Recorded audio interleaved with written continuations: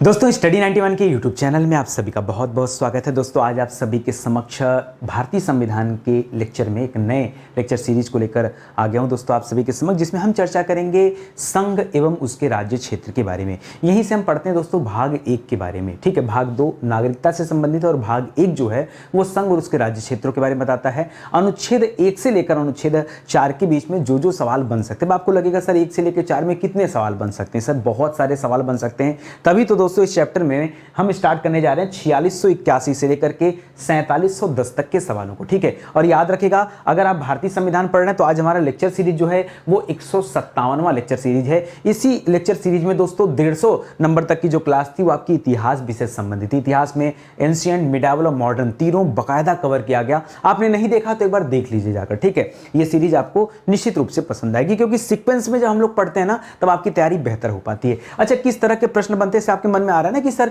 4 ही तो अनुच्छेद हैं, फिर कितने सवाल यहां से बन जाएंगे? बहुत सारे सवाल बनते हैं। मैं पूछ रहा हूं कुछ सवाल। लिखता है परीक्षा में कि भारतीय संविधान में भारत को क्या कहा गया है। बहुत आसान सा सवाल है। दूसरा सवाल, कौन से अनुच्छेद में नए राज्यों का प्रवेश और स्थापना का वर्णन है? लिख रहा है मद्रास राज्य में तेलुगु भाषियों के आंदोलन का नेतृत्व किसने किया था? राज्य पुनर्गठन अधिनियम कब पास किया गया था? भाषा के आधार पर आंध्र प्रदेश का गठन कब किया गया था? स्वतंत्रता के समय भारत में छोटी बड़ी कितनी देशी रियासतें थी? इस तरह के तमाम ऐसे सवाल हैं जो इस चैप्टर से संबंधित हैं और पूछे जा सकते हैं। अच्छा, ध्यान दीजिएगा दोस्तों, स्टडी 91 के प्लेटफॉर्म पर आप ही सभी के डिमांड पर दोस्तों यहां मॉडर्न हिस्ट्री का बैच हम लोगों ने लॉन्च किया था। सुपर सेलिंग बैच है दोस्तों। एक बार आप ज्वाइन करेंगे तो लगेगा कि वाकई इतिहास को इस तरीके से पढ़ रहे हैं कि हमने कभी पढ़ा ही नहीं होगा, ठीक है।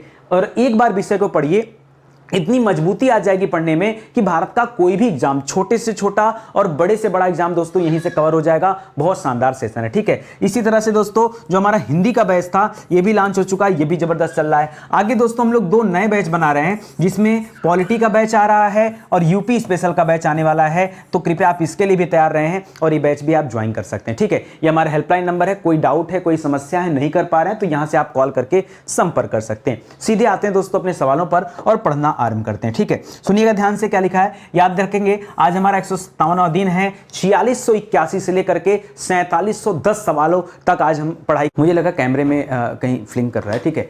तो हम लोग बात कर रहे थे दोस्तों कि यहां पर संघ एवं उसके राज्य क्षेत्र के बारे में सवाल कैसे कैसे आते हैं, जरा ये देखते हैं। पहला सवाल यहां पर लिखा है कि भारतीय संविधान में भारत को क्या कहा जाता है? भारत को क्या कहा गया? तो भारत को कहा गया राज्यों का संघ है। भारत क्या है दोस्तों?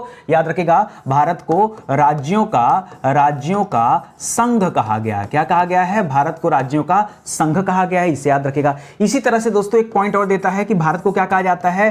भारत को कहा जाता है इंडिया, जो कि भारत, ठीक है। यह भी लिखा रहता है परीक्षा में कई बार, तो दोनों तथ्य आप याद रखेगा। इंडिया जो कि भारत, ठीक है। याद रखेंगे भारत के लिए यहां पर इंडिया शब्द का प्रयोग किया गया है और यह कहा गया है कि भारत जो कि इंडिया जो कि भारत, ठीक है। ये दोनों तथ्य याद रखेगा। अगला सवाल क्या पूछ रहा है, जरा देखिए। लिख रहा भारतीय संविधान के किस अनुच्छेद में, कौन से अनुच्छेद में संघ का नाम और उसका राज्य क्षेत्र का वर्णन किया गया है? तो याद रखिएगा जब हम पढ़ते हैं दोस्तों अनुच्छेद 1 के बारे में, तो अनुच्छेद 1 में ही दोस्तों संघ और उसके राज्य क्षेत्रों के बारे में बताया गया है। और क्या कहा गया है? तो संघ का नाम क्या दोस्तों? संघ कौन है? तो आप याद रखिएगा संघ का नाम क्या है? भारत है। और राज्य क्षेत्र दोस्तों इसमें कौन कौन से हैं राज्य क्षेत्र? तो राज्य क्षेत्र में देखिए 2 चीजें हैं, एक तो राज्य आते हैं, दूसरा दोस्तों केंद्र शासित प्रदेश आते हैं, ठीक है। तो वर्तमान में इनकी जो संख्या है दोस्तों वो कितनी है? याद रखिएगा 28 राज्य हैं और 8 केंद्र शासित प्रदेश हैं, इसको भी याद रखेंगे। लिख रहा है कौन से अनुच्छेद में नए राज्यों का प्रवेश और स्थापना का वर्णन है?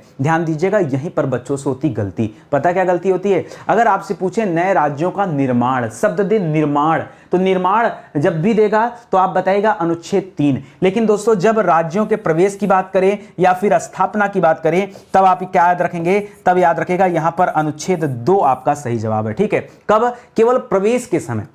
नए राज्यों का प्रवेश और स्थापना की बात करें, देखिए आपके मन में होगा सर स्थापना निर्माण में क्या अंतर है, लेकिन दोस्तों अनुच्छेद यहां अलग अलग हो जाता है। याद रखिए जब नए राज्यों के प्रवेश या स्थापना की बात आती है तो उसका जो वर्णन है वो अनुच्छेद 2 में मिलता है। लेकिन अगर आपसे सवाल करें कि नए राज्यों का निर्माण हो रहा है या उसकी सीमाओं में परिवर्तन हो रहा है या राज्य के नाम में परिवर्तन हो रहा है, तब क्या हो जाएगा? तब अनुच्छेद 3 हो जाएगा। सवाल देखिए कैसे आता है, लिख रहा है किस अनुच्छेद में, यही आपको बताना है कि किस अनुच्छेद में नए राज्यों का निर्माण निर्माण और वर्तमान राज्य क्षेत्रों के सीमाओं या नामों में परिवर्तन का उल्लेख मिलता है, तब आप क्या बताएंगे दोस्तों? तब आप बताएगा सर यहां पे जवाब क्या हो जाएगा? अनुच्छेद 3 हो जाएगा। क्या हो जाएगा? अनुच्छेद 3। मेरी बात समझ गए ना? बहुत ध्यान से याद करिएगा। कभी भी आपके समझ क्या करे, लिखे नए राज्यों की स्थापना, नए राज्यों की स्थापना का वर्णन अगर पूछ रहा दोस्तों, तब आप क्या बताएंगे? तब आप बताएगा अनुच्छेद 2 है, ठीक है।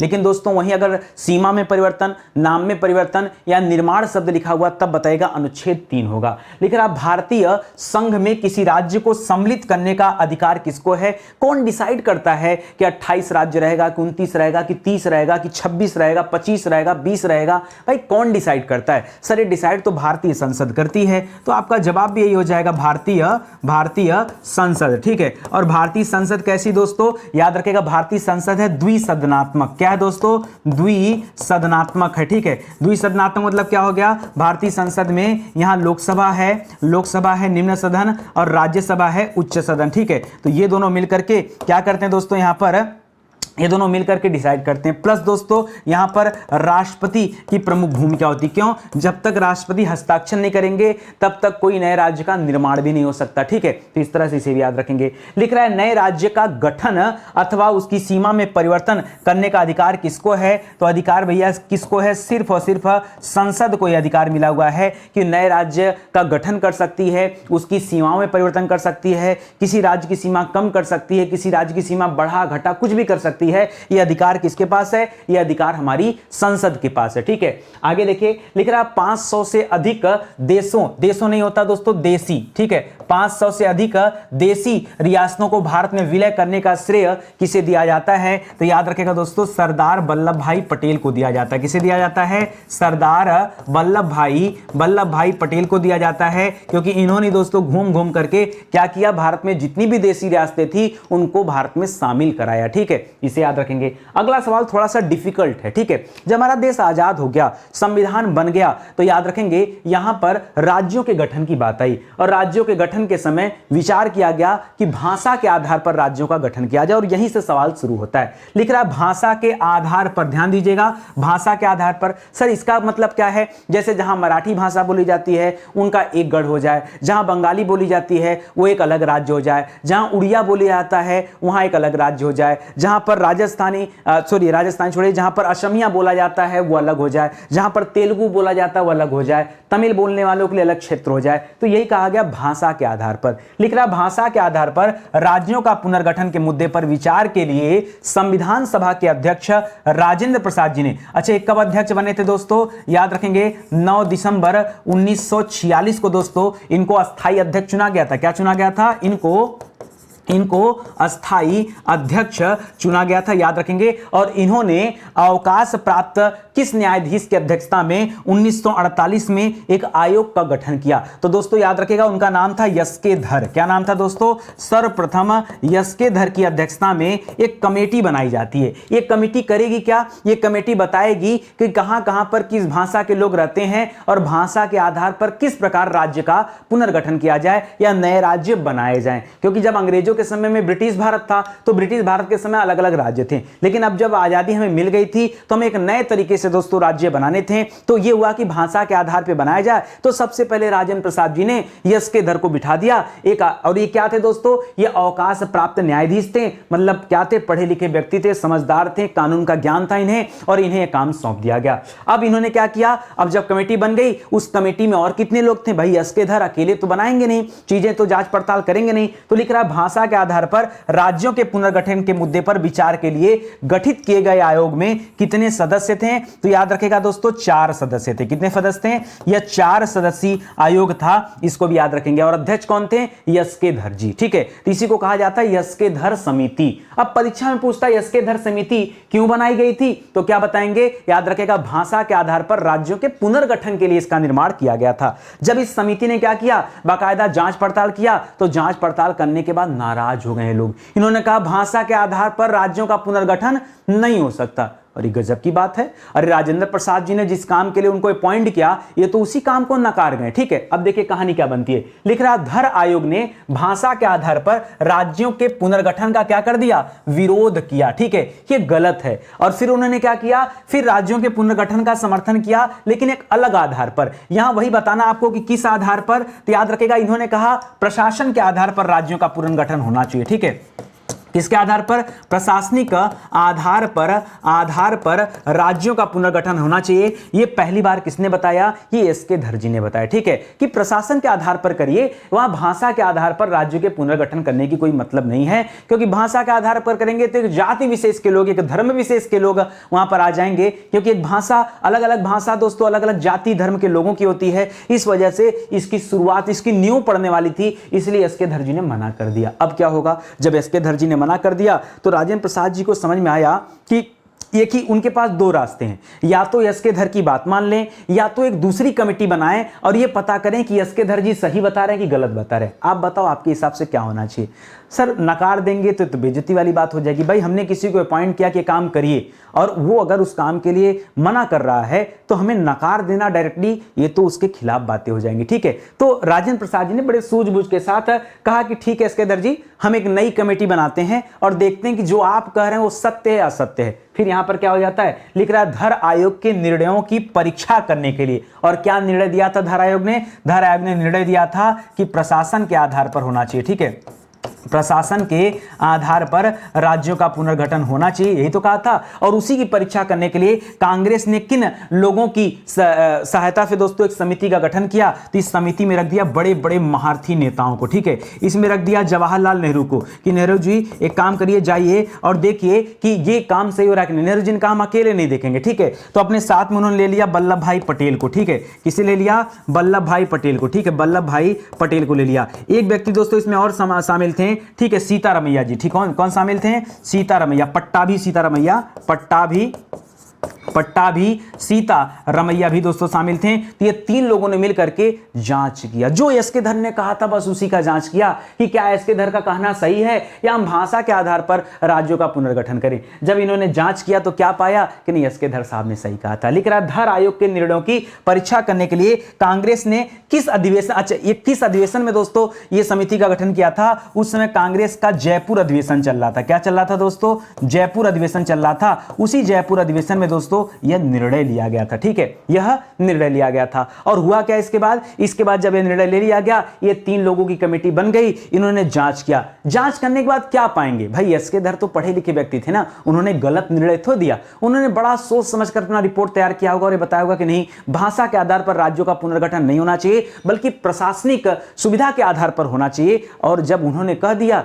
तो ये लोग जाएंगे तो ये भी लोग वही पाएंगे। तो भैया ये जवाहरलाल नेहरू और वल्लभ भाई पटेल और पट्टाभी सीतारमैया निकले पता करने के लिए, लेकिन उत्तर तो वही आना था। भाई जो सत्य है वही तो उत्तर मिलेगा। तो इन लोगों की भी उत्तर मिला कि हाँ, राज्यों के आधार पर पुनर्गठन करना सही नहीं होगा, हमें प्रशासनिक सुविधा के आधार पर राज्यों का पुनर्गठन करना चाहिए। यही रिपोर्ट में आएगा। आगे देखिए, लिख रहा धर आयोग के निर्णयों की परीक्षा करने के लिए कांग्रेस द्वारा गठित समिति ने किस आधार पर राज्यों के पुनर्गठन की मांग को खारिज कर दिया। तो दोस्तों जो खारिज उन्होंने किया था कि भाषाई आधार पर राज्यों का गठन किया जाए, तो भाषाई आधार वाला तो खारिज हो गया। भाषाई आधार पर पुनर्गठन। ठीक है, पुनर्गठन। ठीक है, इसको तो दोस्तों क्या कर दिया गया, इसको खारिज कर दिया गया। यानी किस आधार पर अब किया जाएगा, प्रशासनिक सुविधा के आधार पर किया जाएगा। इन लोगों ने भी एक्सेप्ट कर लिया। ठीक है, तो सरकार को भी लगा चलो एक्सेप्ट हो गया है तो भैया प्रशासनिक आधार पर राज्यों का पुनर्गठन करते हैं। जैसे सरकार ने निर्णय लिया, एक आंदोलन शुरू हो गया।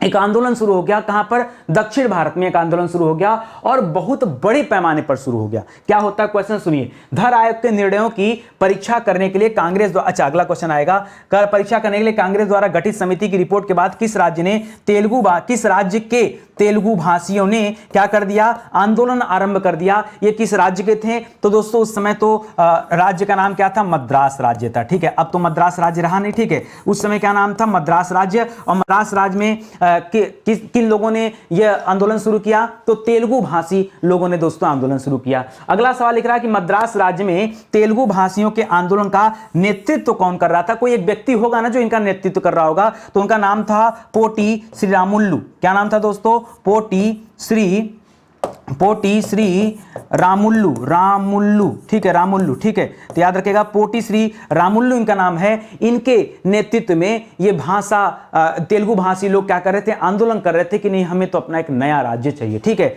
अब सरकार ने तो भैया एस के धर ने कहा कि नहीं भाषा के आधार पर नहीं होगा। जवाहरलाल नेहरू, पट्टाभी सीतारामैया, वल्लभ भाई पटेल ने भी कहा नहीं भाषा के आधार पर नहीं होगा। तो सरकार ने एक अपना अलग पैमाना बनाया है। अब इन लोगों के आंदोलन का क्या होगा, तो सरकार तो इनका आंदोलन सुनेगी नहीं, और जब आंदोलन नहीं सुनेगी तो क्या होगा, आंदोलन और बड़ा होगा। यानी बैठ जाएंगे ये रामुल्लु जी किस पर, अनशन पर बैठ जाएंगे। 56 दिन के अनशन करने के दौरान दोस्तों उनकी मृत्यु हो जाती। बाप रे बाप, अब क्या होगा, अब मृत्यु मतलब आंदोलन में किसी बड़े नेता जो उनका नेतृत्व कर रहा है उनकी मृत्यु हो जाए तो सरकार को तो फैसला बदलना पड़ेगा। जब दिसंबर में उनकी मृत्यु होती है 1952 में, तो सरकार ने तत्काल फैसला कर दिया कि नहीं ठीक है हम आपके लिए एक नए राज्य का गठन करेंगे, जबकि सरकार का पैरामीटर कुछ और था।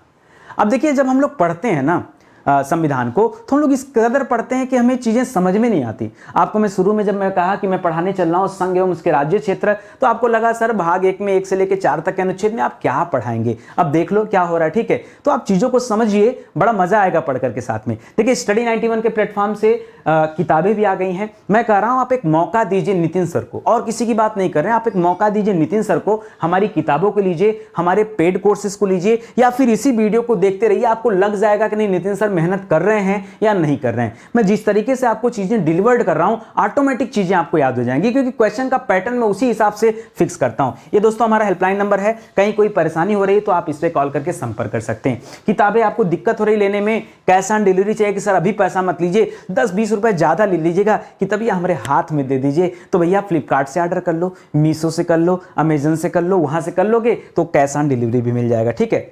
चलो आगे बढ़ते हैं। अगला सवाल क्या लिख रहा है, तो मैंने आपको क्या बताया, यहां श्री रामुल्लु जी की क्या हो जाएगी, पोट्टी श्री रामुल्लु की मृत्यु हो जाएगी। लिख रहा मद्रास राज्य के तेलुगु भाषियों के आंदोलन का नेतृत्व कर रहे पोटी श्री रामुल्लु को कि कितने दिन के आमरण अनशन के बाद 15 दिसंबर 1952 को मृत्यु हो गई। तो याद रखेगा ये 56 दिन के दोस्तों क्या बैठे थे, आमरण अनशन पे बैठे थे, और फिर क्या हो जाती मृत्यु होने के बाद सरकार को तो निर्णय बदलना पड़ेगा, और बदले सरकार, ठीक है। दिसंबर में मृत्यु हो रही है, और दिसंबर में पीएम ने घोषणा कर दिया, क्या कर दिया, पीएम ने घोषणा कर दिया कि आपकी बात मानी जाएगी, भाषा के आधार पर राज्यों का पुनर्गठन किया जाएगा। अभी और कुछ नहीं, सिर्फ घोषणा हुई है, सिर्फ घोषणा। लिख रहा भाषा के आधार पर राज्यों के पुनर्गठन के मुद्दे पर विचार के लिए भारत सरकार ने किसकी अध्यक्षता में राज्य पुनर्गठन आयोग का गठन किया। तो पहले तो एस के धर की आयोग में कर लिया था, लेकिन बात बनी नहीं थी, दोबारा एक आयोग बना फजल अली की अध्यक्षता में। किसकी अध्यक्षता में दोस्तों, फजल अली की अध्यक्षता में पुनः क्या बनाया गया, एक दोबारा दोस्तों क्या बनाया गया, ये यहां पर दोस्तों एक आयोग बनाया गया, और इस आयोग का काम क्या होगा, सिर्फ भाषा के आधार पर राज्यों के पुनर्गठन के बारे में ये कुछ संस्तुति प्रस्तुत करेगा। फजल अली की अध्यक्षता में राज्य पुनर्गठन आयोग ने ये कब बनाया गया था, तो दोस्तों ये आयोग बना है, देखिए इनकी मृत्यु के 1 साल बाद, ये 15 दिसंबर को मरे हैं, और ये 29 दिसंबर की बात कर रहा है, ठीक है, 29 दिसंबर। और याद रखेगा 1953 में दोस्तों ये जाकर के ये बनाया गया है राज्य पुनर्गठन आयोग, ठीक है। तो अब यहां पर क्या होगा दोस्तों, पुनर्गठन आयोग बन गया, और इसमें भी दोस्तों सदस्य रखे गए। लिख रहा फजल अली की अध्यक्षता में गठित राज्य पुनर्गठन आयोग के अन्य मेंबर कौन कौन से थे, तो दोस्तों यहां हृदयनाथ कुंजरू का नाम आता है और पडिक्कर साहब का नाम आता है, ठीक है। तो याद रखेगा पंडित हृदयनाथ कुंजरू, ठीक है, हृदयनाथ कुंजरू का नाम आता है, और किसका नाम आता है, पनिक्कर साहब का नाम सुना होगा, पनिक्कर, ठीक है, पूरा नाम है सरदार के.एम. पनिक्कर। क्या नाम है, के.एम. पनिक्कर, ठीक है, पडिक्कर, ठीक है, पडिक्कर। तो याद रखेगा ये लोग उसके अन्य मेंबर थे, किसमें, फजल अली वाले में, ठीक है। लिख रहा राज्य पुनर्गठन अधिनियम दोस्तों कब पास किया गया, ये नया अधिनियम बना, और ये अधिनियम दोस्तों कब आता है, तो ये अधिनियम तो बहुत बाद में आता है, जुलाई 1956 में अधिनियम आएगा, ठीक है, लेकिन उसके पहले ही सारा कारनामा हो चुका था। अब जरा ध्यान दीजिएगा, इस अधिनियम के पहले ही, क्योंकि दोस्तों श्री रामुल्लु जी की मृत्यु हो गई थी, तो इतना समय तक वेट नहीं हो पाता, 52 में मिले थे, 4 साल बाद जाकर आप अधिनियम बनाएंगे तो कैसे काम चलेगा। लिख रहा है कि स्वतंत्र भारत में भाषा के आधार पर गठित होने वाला जो पहला राज्य था वो दोस्तों आंध्र प्रदेश था। कौन सा था दोस्तों, आंध्र प्रदेश था, ठीक है। आंध्र प्रदेश। और जब ये आंध्र प्रदेश बनाया गया था दोस्तों, तब इसकी राजधानी कहां बनाई गई थी? याद रखिएगा, कुर्नूल इसकी राजधानी थी। कहां पर दोस्तों? कुर्नूल जो स्थान है दोस्तों, ये इसकी राजधानी थी। और कब बनाया गया था दोस्तों? तो इसका गठन 1 अक्टूबर 1953 को ही हो चुका था। ठीक है, उधर फजल अली को लगाया गया कि आप अपना रिपोर्ट दीजिएगा, तब तक हम इधर गठन कर देते हैं। ठीक है, तो पहला राज्य आनन फानन में दोस्तों बनाना पड़ा, क्योंकि आंदोलन चल रहा था। अगर आंदोलन नहीं चलता तो शायद आराम से बनाया जाता, या हो सकता है कि भाषा के आधार पर राज्यों का पुनर्गठन किया ही ना जाता। भाई सब लोग तो कह रहे थे प्रशासनिक सुविधा के आधार पर किया जाता, उसी आधार पर किया जाता, लेकिन मजबूरन यहां करना पड़ा। लिख रहा, फजल अली आयोग की रिपोर्ट के बाद तत्कालीन प्रधानमंत्री जवाहरलाल नेहरू ने तेलुगु भाषियों के लिए कौन से प्रदेश के गठन की घोषणा की? तो याद रखेगा दोस्तों, वहां पर आंध्र प्रदेश विधिवत रूप से दोस्तों आंध्र प्रदेश की अब गठन किया जाएगा, याद रखेंगे। ठीक है, लिख रहा, भाषा के आधार पर आंध्र प्रदेश का गठन ये कब हुआ है? तो ये तो हम पीछे पढ़ चुके दोस्तों। इसका गठन 1 अक्टूबर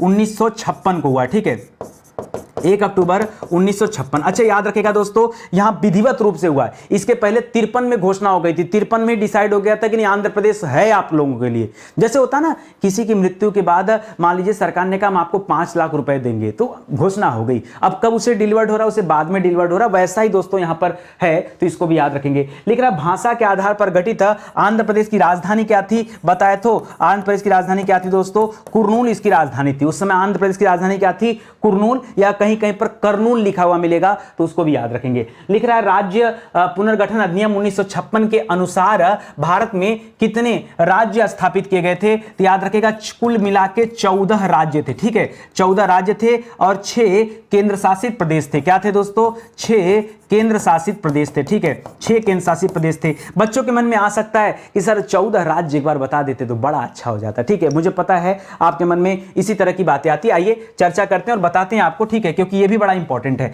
तो दोस्तों, कहानी शुरू हुई थी हमारी कहां से? कहानी शुरू हुई थी हमारी आंध्रा से। तो हम आंध्रा से ही अपनी बातों को शुरू करते हैं। आंध्र के साथ दोस्तों यहां पर मैसूर और मद्रास को भी नोट कर लीजिएगा, कोई दिक्कत? आंध्र प्रदेश, मैसूर और मद्रास, ये 3 नोट हो जाएगा आपसे। ठीक है, इसके अलावा दोस्तों आप आ जाएगा, फिर आ जाएगा आप केरल साइड। ठीक है, तो केरल को भी दोस्तों यहां राज्य के रूप में दर्जा दे दिया गया। केरल के ऊपर जाएंगे तो कर्नाटक को मैसूर कहा जाता था, ऊपर जाएंगे गोवा बना नहीं था, बंबई सीधे। ठीक है, बंबई, और बंबई के ऊपर जाएंगे तो गुजरात नहीं था उस समय, केवल राजस्थान था, गुजरात नहीं था। क्या था दोस्तों? बंबई के बाद क्या था? राजस्थान था। राजस्थान के ऊपर और जाएंगे तो यहां पर पंजाब बना था, पंजाब था, और जम्मू कश्मीर बना था। ठीक है, जम्मू कश्मीर। ठीक है, जम्मू कश्मीर था। जम्मू कश्मीर के बाद थोड़ा सा नीचे आएंगे तो आपको उत्तर प्रदेश मिल जाएगा। उत्तर प्रदेश के बगल में देखेंगे तो आपको बिहार मिल जाएगा और मध्य प्रदेश मिल जाएगा। क्या मिल जाएगा? मध्य प्रदेश मिल जाएगा। और बगल में जाएंगे आपको उड़ीसा मिल जाएगा, पश्चिम बंगाल मिल जाएगा। क्या मिल जाएगा? पश्चिम बंगाल मिल जाएगा।